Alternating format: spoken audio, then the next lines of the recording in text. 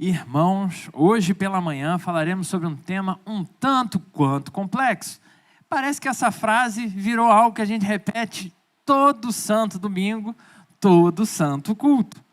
Porém, hoje a gente vai falar de um tema que é extremamente natural para todos nós, visto que é inevitável ao longo da vida perdermos pessoas que amamos.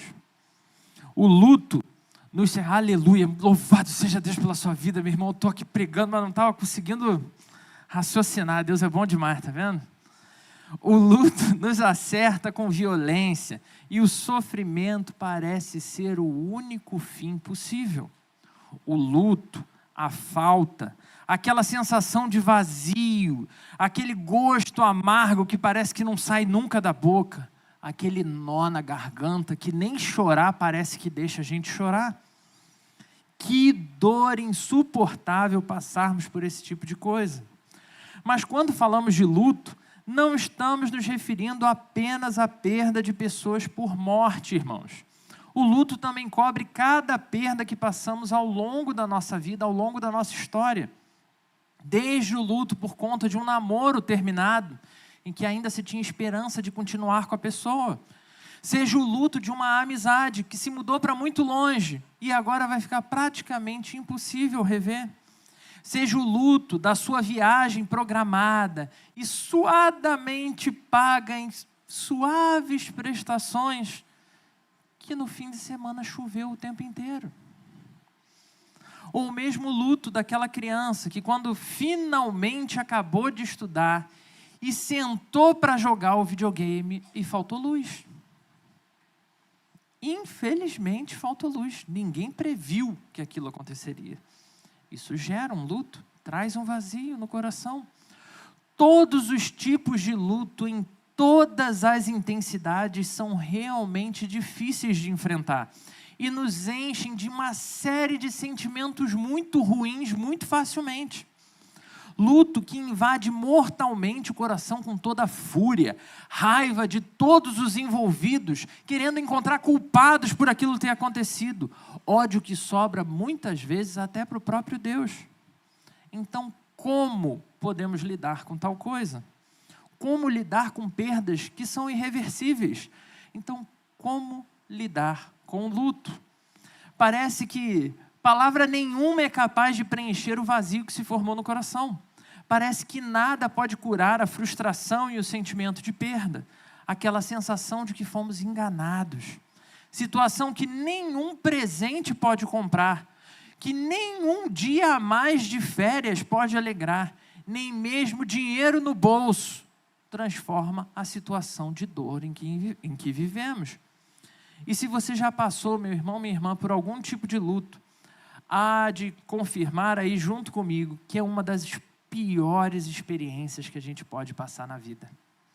É uma das piores dores a mover o nosso coração. Porém, apesar de todo o sofrimento e dor que vem do luto, ele não será nosso tema essa manhã, e você já teve a sua cola aqui. Porque apesar de todo o poder avassalador que o luto tem, seu poder não chega nem aos pés do poder de Jesus Cristo, nosso Senhor. Mas é diante desse grande desafio para os nossos corações, o desafio do luto, que emerge então o tema dessa manhã. Por isso é tão importante falar de consolo. Consolo que é a força de Deus em ação para reparar nossos corações após passarmos por todo e qualquer tipo de dor e luto. Consolo que nos traz esperança, consolo que traz renovo, consolo capaz de nos fazer encontrar forças para seguir em frente, quando tudo que a gente quer é ficar deitado numa cama. Consolo que remove todo o ódio e frustração pouco a pouco e vai substituindo eles por paz e segurança.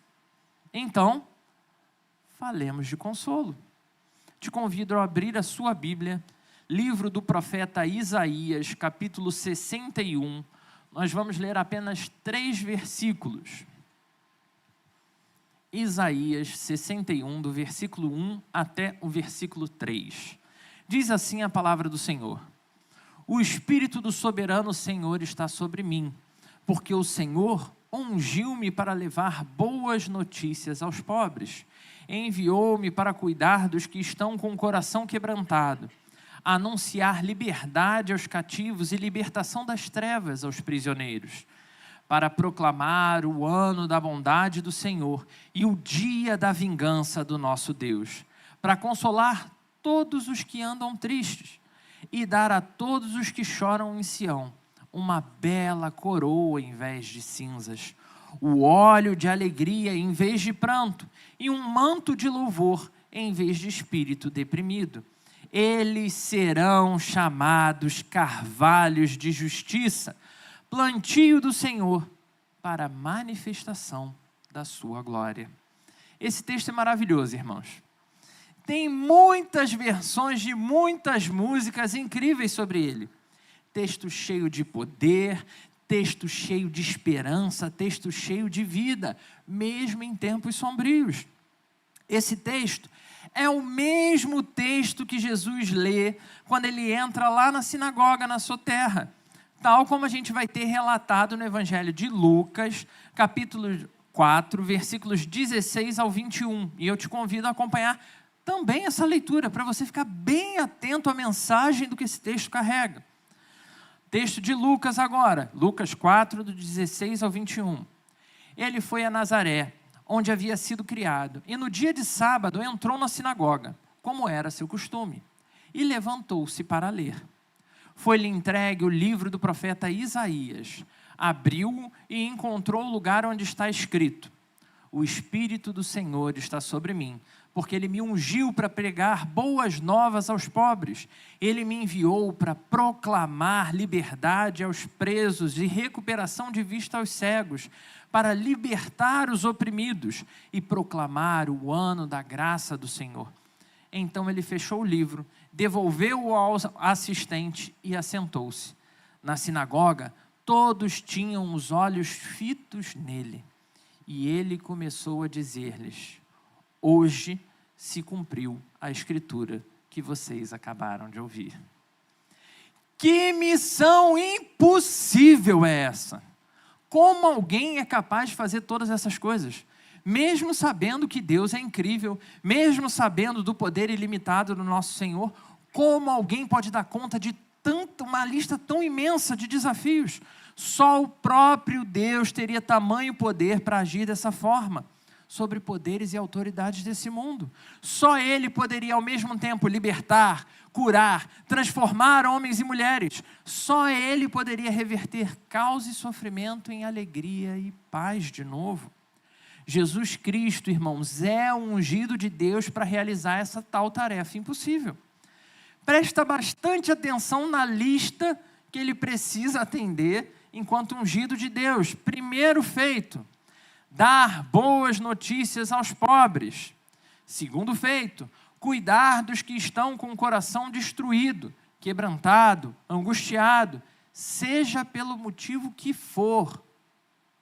Terceiro motivo: anunciar liberdade aos cativos, até das prisões dos próprios corações, independente de quem os escravizou, sejam senhores, sejam vícios. Quarto: trazer libertação das trevas a todos os prisioneiros, dando nova vida para homens e mulheres que não tinham motivo para seguir em frente.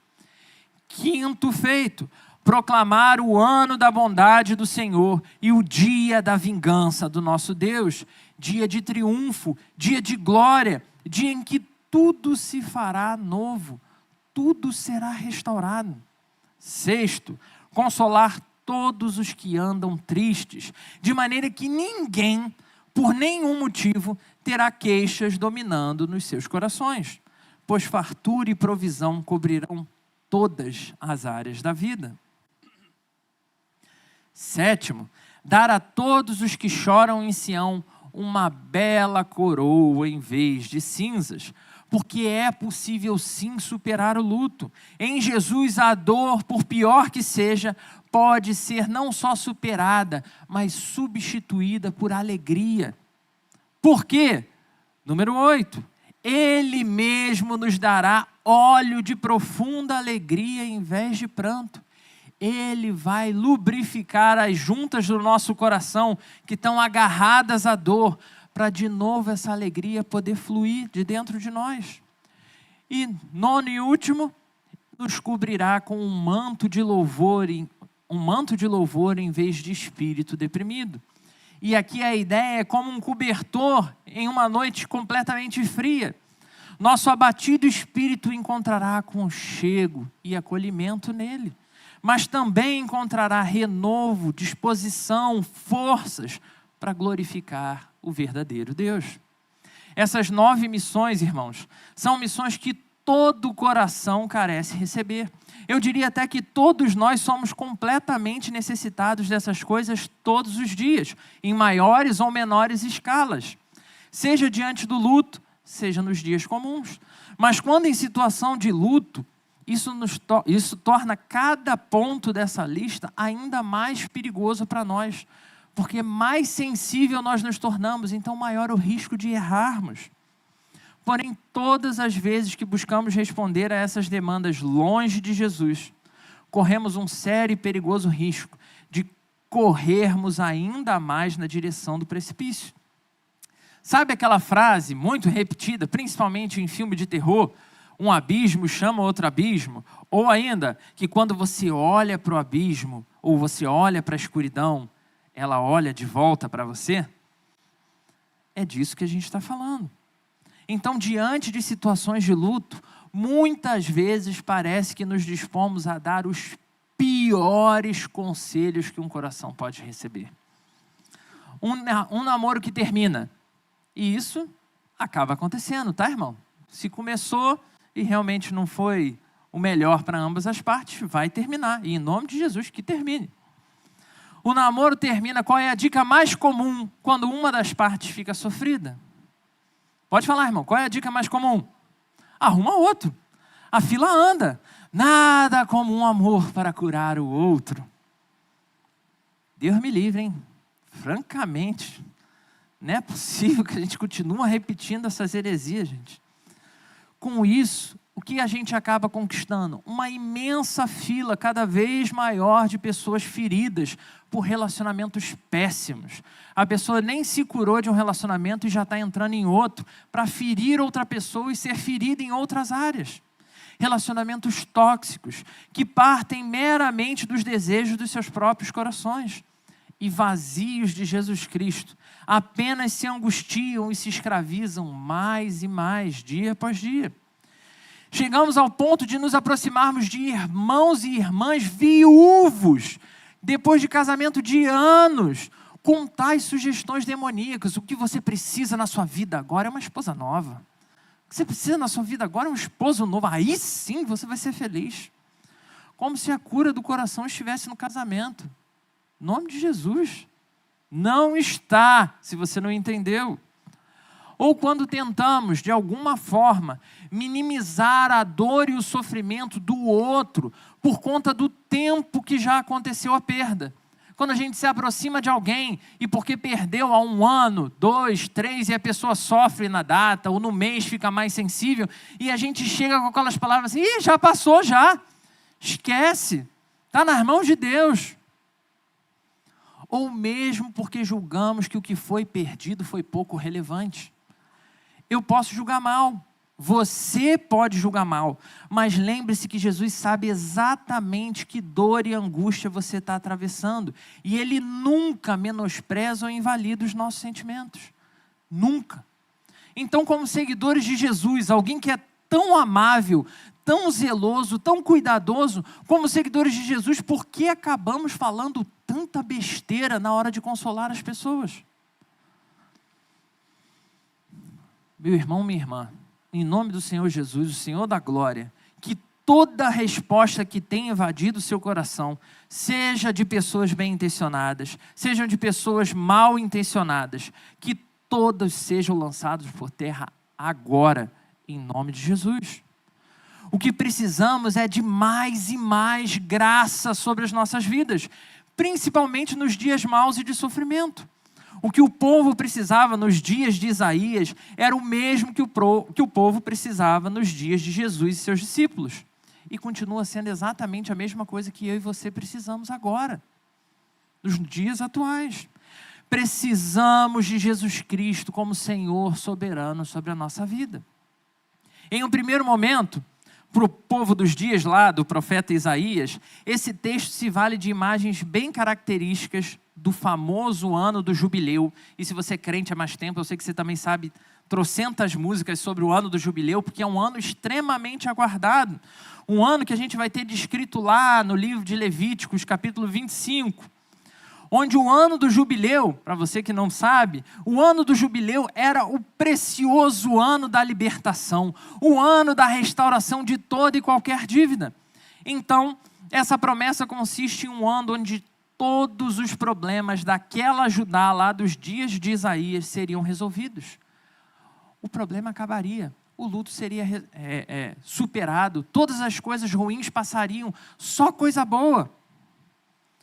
Porque era comum entre o povo daqueles dias, no caso de uma necessidade extrema, no caso de precisar de um empréstimo, sabe, aquele dinheirinho extra, as pessoas se ofereciam como escravos, ou ofereciam os seus bens como garantia, mais ou menos como a gente faz hoje com o banco, né? Que muitas vezes leva mais do que o dinheiro, leva quase a nossa alma junto. Naquele tempo era feito entre irmãos esse tipo de coisa. O ano do jubileu, então, era esse grande momento em que o escravo era liberto. O endividado era absolvido finalmente. As terras e bens seriam devolvidos aos seus donos originais. Então o povo poderia viver o que foi prometido para ele finalmente.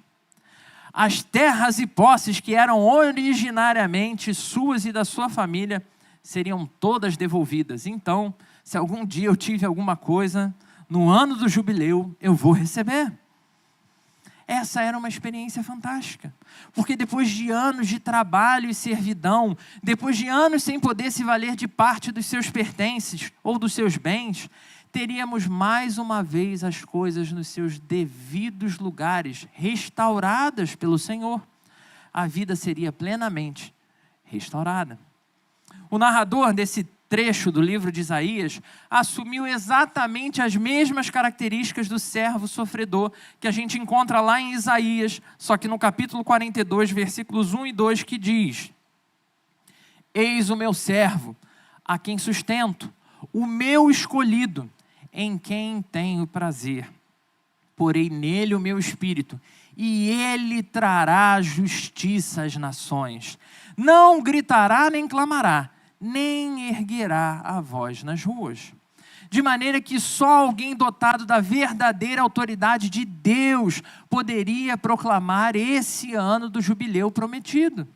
Então aqueles primeiros ouvintes lá de Judá, dos tempos do profeta Isaías, certamente tiveram esse ano do jubileu adiado e suspenso por muito tempo. Muito tempo.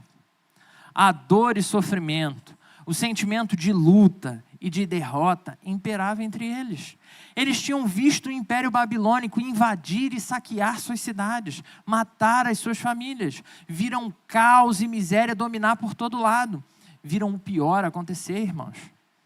Mas ainda não era o fim. O Deus de todas essas promessas garantia que a seu tempo cumpriria cada uma delas cabalmente. Então aquela dor e sofrimento presentes não seriam eternos. Por mais que demorasse, eles poderiam crer e aguardar em confiança no Senhor. Iria se cumprir. A expectativa deveria ser viva em cada coração. O anseio pelo Messias prometido, resgatador de Israel, viria como um ato pleno e salvífico de Deus para o seu povo. Mas, assim como eu e você, quando a gente ouve uma mensagem assim poderosa de manifestação do Senhor, no entanto, a gente não sabe quando vai acontecer, o nosso coração se angustia. Certamente essa mensagem de Isaías desagradou muita gente daqueles dias. Muitos, inclusive, desistiram de esperar. Demorou tanto, está demorando tanto, esquece, não vai mais acontecer. Outros ainda sequer se dispuseram a crer num primeiro momento.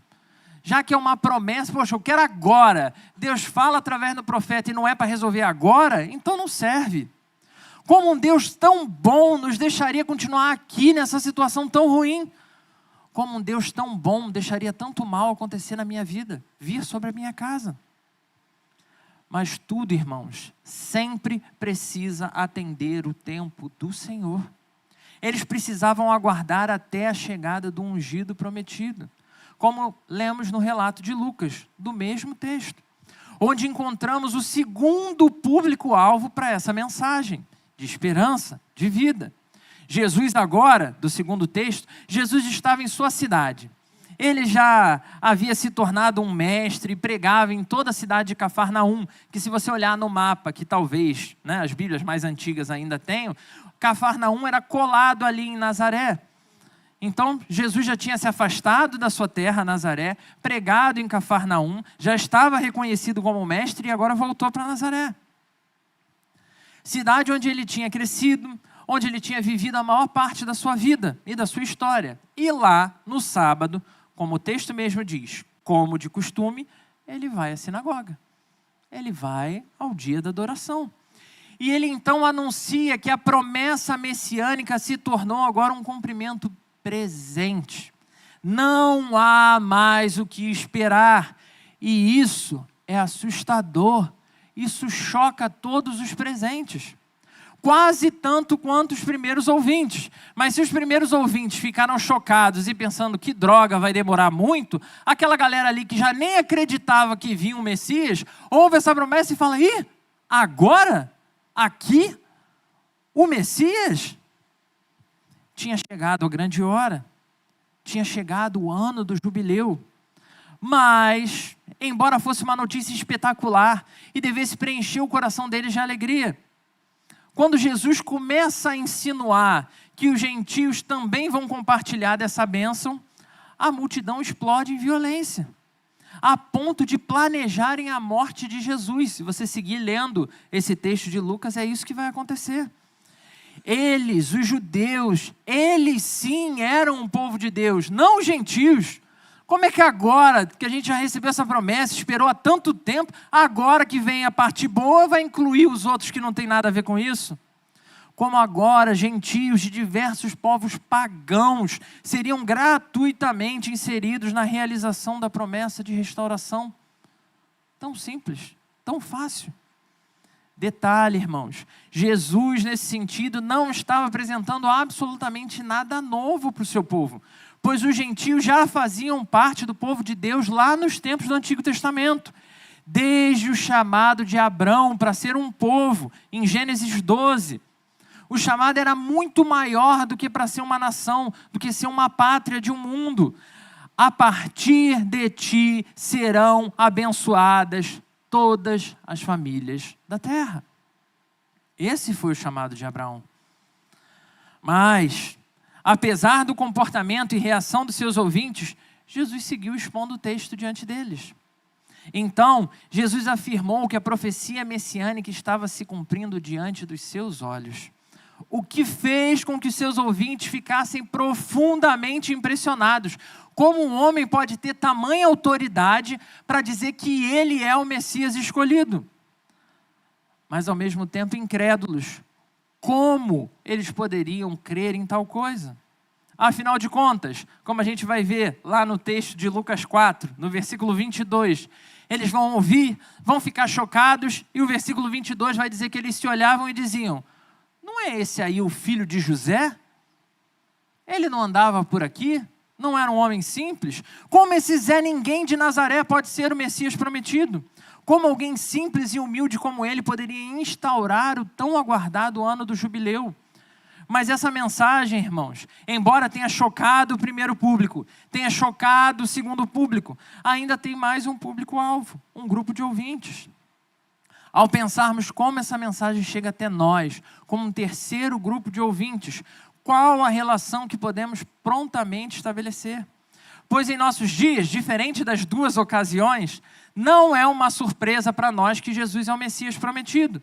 Jesus já veio, já morreu por nossos pecados, já pagou o nosso preço, já ressuscitou. mas ainda seguimos os mesmos como os nossos pais, escravos dos nossos pecados, escravos de outras pessoas, escravos de vícios e tantas outras coisas mais.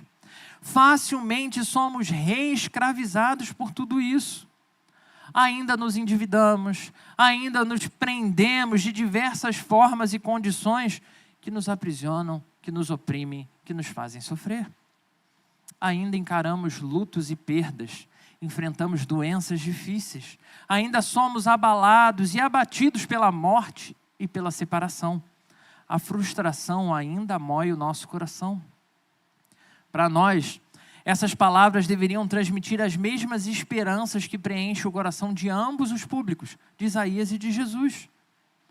Pois aquele que venceu a morte com seu poder e autoridade, colocou fim a todo cativeiro.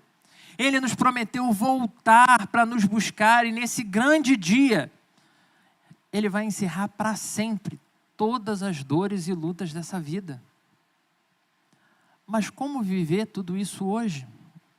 Como povo de Deus, o que podemos fazer para desfrutar de restauração e consolo hoje, no meio de tanto sofrimento?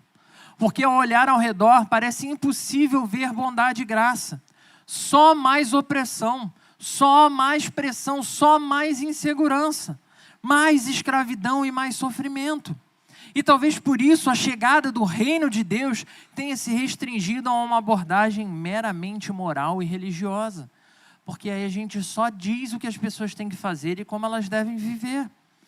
Como se os feitos do Messias prometido de Deus, o Deus encarnado que veio resolver essas coisas, fosse para cobrir só essa área das nossas vidas. Por isso parece tão fácil sairmos da graça em situações de crise. Porque numa situação de discussão, de sofrimento, de perda, não tem a ver com Deus. Deus, coitado, não tinha nada a ver com isso. Ele estava lá, né, no lugar dele, no céu. Eu que acabei fazendo isso. Eu que acabei tendo que passar por isso. Por isso nos acostumamos a dar vazão aos anseios pecaminosos dos nossos corações. Principalmente quando a gente está envolto em dor e sofrimento. Por isso, vivemos uma experiência de reino de Deus tão pífia e insignificante. Porque continuamos olhando como um Deus que age só num pedacinho da nossa história. E continuamos buscando um Jesus, e isso é que é o pior de tudo, que atenda apenas demandas diárias específicas. Então, quando nos percebemos completamente tomados pela dor, quando esse Senhor não socorreu no nosso casamento, que acabou em separação, quando esse Senhor não socorreu e acabou em luto, quando esse Senhor não socorreu e a perda veio assim mesmo, como esse Jesus, só moral, só religioso, poderia de fato me socorrer? Quando nenhuma ética ou moral podem nos trazer de volta aquilo que a gente perdeu, gente. O que Jesus poderia fazer quando nenhuma palavra preenche o vazio e a sensação de abandono? Se seu reino é meramente religioso e moral, jamais teremos resposta para essas perguntas. Não adianta você puxar nem para um lado nem para o outro. Mas definitivamente o reino de Deus é muito maior do que isso. Ele abarca todas as áreas da nossa existência e reverbera em cada pequeno segmento das nossas vidas. Por isso Deus foi tão cuidadoso ao expor tanto para os ouvintes lá de Isaías, quanto para os ouvintes de Jesus. Como Ele é cuidadoso hoje ao chamar você até aqui para expor essa mesma promessa de esperança para você. Estar com Jesus, fazer parte do povo de Deus, não significa, infelizmente, não significa não enfrentar perdas, sofrimentos ou lutos. Mas estar com Jesus, fazendo parte do seu reino, significa perceber que a missão impossível que a gente falou lá atrás, aqueles 9 feitos extraordinários, só podem ser satisfeitos na pessoa de Jesus Cristo. E Ele faz isso na nossa história. Você se lembra dos 9? 1. Então nele, em Jesus, existe esperança para todos os pobres e necessitados. Não importa o que você necessita. Não importa o quão pobre você seja em qualquer área que for. Pois Jesus é e sempre será a grande boa notícia. 2, em Jesus seremos cuidados pelas suas boas e poderosas mãos, de maneira que nossos irmãos, a nossa igreja, serão os braços que Deus usará para nos abraçar, para tratar o nosso coração quebrantado, angustiado e ferido. 3, Jesus Cristo veio de uma vez por todas trazer liberdade aos cativos, até das prisões que nós mesmos criamos. De maneira que não há vício, irmãos, não há dor que possa nos aprisionar mais, se estivermos verdadeiramente em Cristo. 4, Jesus Cristo veio trazer libertação das trevas aos prisioneiros, para que aqueles que não eram povo, esse grupo de homens e mulheres que eram colocados à margem de tudo, diante da verdadeira luz, sejam feitos filhos de Deus. E isso me inclui, isso te inclui. 5, Jesus Cristo inaugura o ano da bondade do Senhor e o dia da vingança do nosso Deus. Vingança que tem muito mais o sentido de reparação, restauração, de maneira que temos a garantia que o mal e o opressor terão o seu respectivo pagamento. Não é minha responsabilidade culpar ninguém. Eu não tenho que sair correndo para resolver essas coisas, porque o Senhor trará o pagamento deles. Assim como o justo, o obediente, o fiel, colherão frutos das suas boas obras. 6, Jesus é aquele capaz de trazer verdadeiro consolo para todos os que andam tristes, preenchendo novamente seus corações com vida, esperança e vigor. 7, Jesus Cristo nos dá a garantia de que o nosso choro, luto e pranto terão fim um dia, e que Ele mesmo reverterá nossa desgraça em graça, nossa miséria em triunfo, nosso choro em alegria. 8, derramando dádivas de alegria capazes de suplantar toda e qualquer dor que a gente tenha carregado. E por fim, Jesus Cristo remove nosso peso, nossa angústia, nossa tristeza, nossa depressão, para nos transferir suas vestes reais de louvor e alegria. Então quero te convidar a aplicar esse texto para além do conceito de que Jesus preenche todas essas lacunas. Porque eu imagino que se foi Jesus que te trouxe até aqui, você sabe que Ele preenche essas lacunas, você sabe que Ele tem poder para tudo isso, Ele pode restaurar a sua alma partida, quebrada. Pois como falamos no início, infelizmente, como ainda estamos desse lado da vida, o luto, a perda, a derrota, o sofrimento ainda vão continuar nos ferindo. Não se iluda, vai continuar nos ferindo. Nosso coração ainda se rasgará e ainda teremos diante de nós momentos de duros desafios. Quando a certeza do reencontro, meu irmão, minha irmã, eu falo especificamente daquele momento, quando a certeza do reencontro no futuro glorioso com aqueles que nós amamos, mas já morreram, não é o suficiente para reduzir a nossa dor e o nosso sofrimento atual, aqui e agora. Quando nossa perda atual é tão imensa, que engole toda a nossa existência, que a gente até pensa palavras para falar, mas parece que não tem qualquer vigor para tirar essas palavras da nossa boca. Perdemos pessoas muito queridas aqui na nossa igreja. Na metade da vida das águas eu faço parte, e só nessa metade da vida das águas eu já vi pessoas tão amadas e tão queridas serem levadas. Choramos juntos, sofremos juntos. Não por não confiar em Deus, meu irmão, minha irmã, mas choramos pela dor de termos pessoas tão amadas tomadas de nós, ainda que elas tenham sido levadas para viver com Deus na glória. Eu preciso te lembrar que o próprio Jesus Cristo, ao chegar na casa de Marta e Maria e encontrar todos aqueles enlutados lá pela morte de Lázaro, Jesus fez o quê? O que Jesus fez? Ele chorou. Ele não chegou lá julgando aquelas pessoas, como ousam ficar tristes. Ele não chegou lá mandando ninguém parar de palhaçada. Ele não chegou lá dizendo, vocês não sabem que eu posso ressuscitar? Ele chegou e ele se compadeceu, ele chorou. E detalhe, ele já sabia que ele ia devolver a vida para Lázaro. Não era uma surpresa para ele e ainda assim ele se compadeceu e chorou. Então, irmãos, ao olharmos para os nossos queridos que estão atravessando tal situação, lembremos de quem Jesus é e do seu poder. Lembremos das suas santas palavras. Lembremos, irmãos, pelo amor de Jesus, que o nosso Deus não é um Deus que vai entrar fazendo esse tipo de algazarra para restaurar ninguém.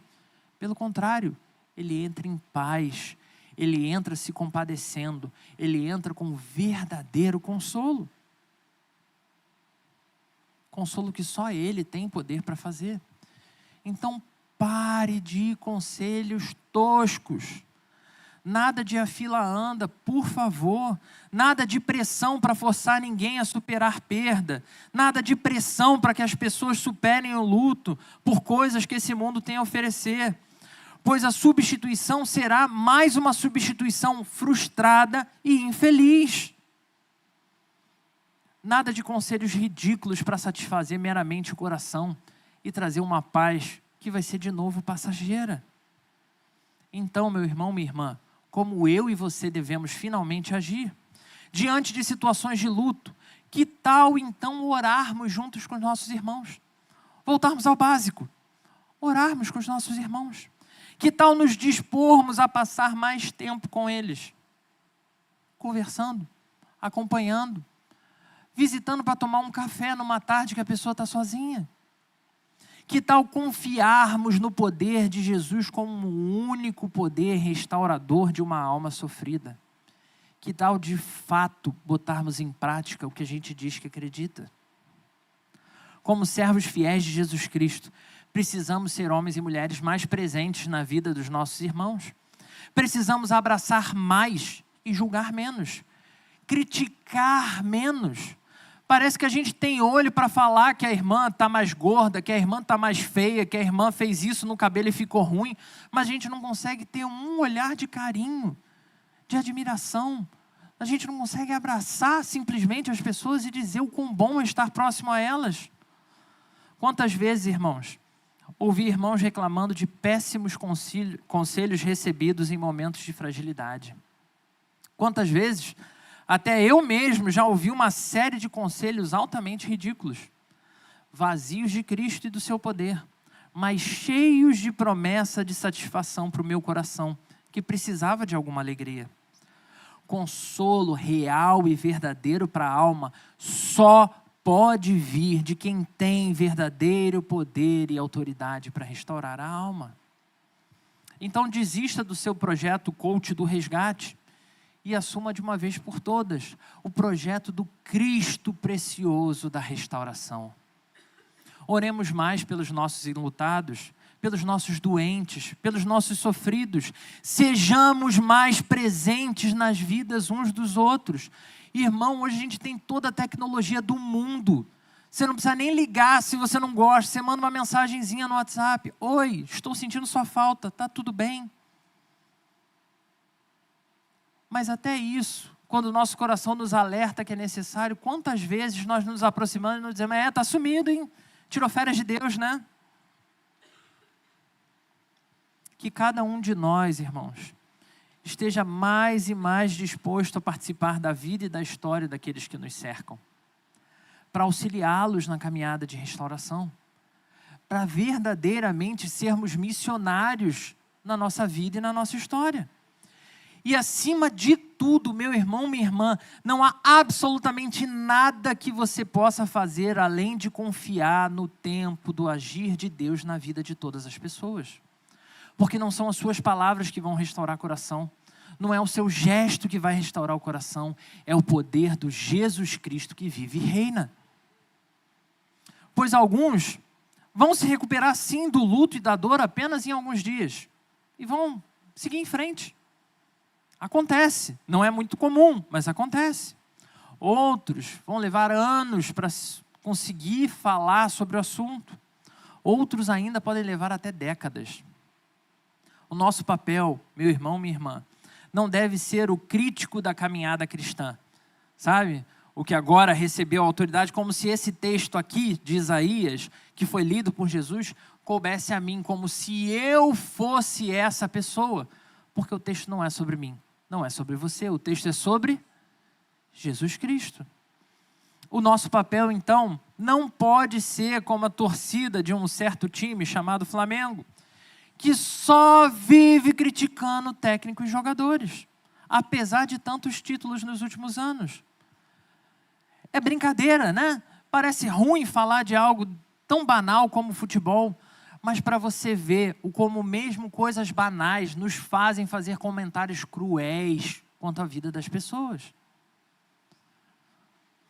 Nosso convite não é assumir essa posição de ficar julgando o que cada um deve fazer ou como deve fazer, mas o convite que o Senhor faz a cada um de nós é um convite para fazer parte do povo dele, não para sermos críticos, mas como apoiadores da obra de restauração, como verdadeiros irmãos em Cristo, cada um de nós vivendo como agentes igualmente comprometidos com a expansão do reino de Cristo. E quando a gente fala de expansão do reino, a gente está falando sobre todas as áreas da vida.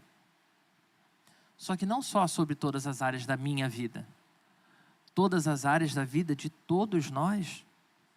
Para que a seu tempo, Ele, Jesus Cristo, Senhor soberano, ungido de Deus, lance luz e liberdade nos corações. E se você é essa pessoa que está atravessando esse difícil processo de luto, e infelizmente, meu irmão, minha irmã, eu fui uma dessas pessoas que te deu um conselho esdrúxulo. Eu te peço agora, em nome de Jesus, perdão por ter te dado esse conselho. Se não fui eu que te dei esse conselho que te fez mal, mas foram outros irmãos que te deram péssimos conselhos, péssimas orientações que só te oprimiram ainda mais, achando que era forma de consolo. Eu igualmente, na mesma autoridade, no mesmo nome de Jesus, te peço perdão pelo que os nossos irmãos fizeram. Mas acima de tudo, muito mais do que pedir perdão pelo que a gente continua ouvindo de coisa ridícula e esdrúxula, acima de tudo eu rogo para que o extraordinário Senhor e Salvador Jesus Cristo nos permita ser igreja com você. Que Ele nos permita caminhar juntos em apoio e suporte durante toda a sua caminhada de restauração. Rogo que Jesus cure, que Ele restaure a sua ferida, que Ele cure o seu coração e que Ele mesmo substitua, como a promessa foi feita, todo pranto, todo sofrimento por alegria eterna que só Ele tem. Talvez isso realmente, meu irmão, minha irmã, não aconteça de uma hora para outra. Mas eu posso te garantir que é real. Essa promessa também é para mim. Essa promessa também é para você. Essa promessa é real para um povo chamado para ser povo de Deus. Jesus Cristo, Deus encarnado, veio para nos reconciliar de uma vez por todas com Deus. Ele cumpriu plenamente a sua parte. Sua obra de redenção está em pleno vigor. E sua ação em seu coração, no meu coração, não vai ficar pela metade. A obra que Ele começou, Ele é fiel para completar até o dia final. Não se apresse, confie. Creia nisso e desfrute calma e confiantemente do consolo que o Senhor tem para você. Todo luto, dor e sofrimento tem data para acabar. Mas infelizmente não sabemos quanto tempo ainda vai levar. Mas sabemos que em Cristo viveremos a cada dia mais próximo da restauração completa, até o dia final, onde seremos todos igualmente perfeitos e incorruptíveis. Esse é o nosso maior consolo. Sabemos que em Cristo somos feitos família da fé, corpo de Cristo, para amar mais, abraçar mais, para cuidarmos mais e melhor uns dos outros mutuamente. Para somente então sermos tão firmes, tão sólidos, tão resistentes como um carvalho. Mas não um carvalho comum. Um carvalho de justiça, plantado, restaurado, usado para a manifestação da glória do Senhor. Obra que está acontecendo hoje e só terminará no dia final de Jesus Cristo. Igreja do Senhor, console os nossos enlutados. Nada disso de eu não tenho palavras, eu não sei o que fazer, então não vou procurar. Consola do seu jeito. Você foi chamado para ser povo como você é, com o seu jeito. Mas também se permita, em nome de Jesus, consolar, Porque às vezes a gente aciona o modo super crente, inabalável, que não sofre com nada, que não se abate, que não se abala. Se permita verdadeiramente ser consolado pelos irmãos que nos cercam, para que juntos sejamos aperfeiçoados no Senhor. Talvez a sua dor, luta e sofrimento esteja te cegando para o que Deus está fazendo ao seu redor. E onde que a gente vai descobrir esse tipo de coisa? Onde que a gente pode entender que o nosso luto continua nos cegando? Vivendo em comunidade, vivendo na igreja. Por isso, disponha-se a cuidar mais, abraçar e amar mais. Seja o abraço que vai acalentar os irmãos ao redor. Eu sei, irmãos, quantas vezes eu ouvi aqui, nessa igreja, visitantes dizerem que nunca tinham sido tanto abraçados. Veio o Covid e parece que a gente tomou nojo das pessoas. Às vezes, tudo que alguém precisa é de um abraço. E a gente fala tudo, menos oferece o aconchego que a pessoa precisa. O que te impede de abraçar? Seja o bálsamo que agirá na cura de irmãos que têm vivido dominados pela dor. Compartilhemos as nossas histórias. A gente pode testemunhar do que o Senhor já fez na nossa vida, porque isso traz esperança no nosso meio. Isso mostra para os nossos irmãos que Deus está agindo. Tudo pelo poder do grande Messias prometido, que nos garante o consolo que a Bíblia diz que é um consolo sem par, que preenche todo e qualquer vazio do nosso coração, que cura de verdade as dores da nossa alma, que nos dá um novo sentido de vida e de eternidade com Ele. Hoje, irmãos, teremos uma oportunidade ímpar de viver isso. Estamos diante da mesa do nosso Senhor. Mesa que nos lembra da promessa de que todo esse sofrimento acabará. Até esse dia, nós continuaremos juntos, como igreja do Senhor, como corpo de Cristo, celebrando que Jesus Cristo é quem me sustenta. Quando o luto vier, a dor vier, não deixe de compartilhar a angústia do seu coração. E compartilhar em oração, dobre o seu joelho e fale com Deus, mas fale com seus irmãos também. A gente tem se distanciado tanto das pessoas, e aí fica difícil demais viver e encarar o luto. Viver o consolo que vem do céu envolve também compartilhar com os nossos irmãos a nossa história. Que o Senhor tenha tratado o seu coração nessa manhã. Que você entenda de uma vez por todas a importância de ser igreja. E que você consiga desfrutar do verdadeiro consolo, da verdadeira presença de Jesus Cristo plenamente na sua vida. Oremos ao Senhor. Santo Deus, obrigado por essa manhã. Obrigado por essa manhã onde o Senhor nos lembra da nossa pequenez, das nossas limitações. Senhor, o luto é uma coisa que nos faz tão mal. É um sofrimento tão particular e tão opressor, que mói o nosso coração de uma forma, Senhor, a deixar totalmente em pedaços. Muitas vezes, Senhor, olhamos para a situação e não vemos qualquer possibilidade de resposta. Mas cremos que o Senhor tem todo o poder em Tuas mãos. Clamamos pela Tua misericórdia sobre nós, nos preservando, nos sustentando, mas clamamos por mais, Senhor. Clamamos para que o Teu consolo seja real na nossa vida. Quantas vezes, Senhor, a gente tem se cegado para o Seu agir. Deus, tem misericórdia de nós. Abre os nossos olhos para ver o Teu amor em nós e nas nossas vidas. Abre, Senhor, os nossos olhos para vermos como o Senhor tem usado pessoas ao nosso redor para nos abençoar. Mas eu te peço ainda mais, Senhor, que o Senhor verdadeiramente mova os nossos corações para além das nossas dores e sofrimentos pessoais, para que o nosso compromisso com o Teu reino seja tão intenso, Senhor, que ao compartilharmos com os nossos irmãos, ao cuidarmos e amarmos dos nossos irmãos, nós sintamos na pele o Seu abraço, o Seu cuidado, a Sua presença, restaurando o nosso coração, restaurando a nossa alma, libertando-nos, Senhor, dos nossos vícios e prisões e nos fazendo verdadeiramente livres em Jesus Cristo, no nome de quem oramos. Amém.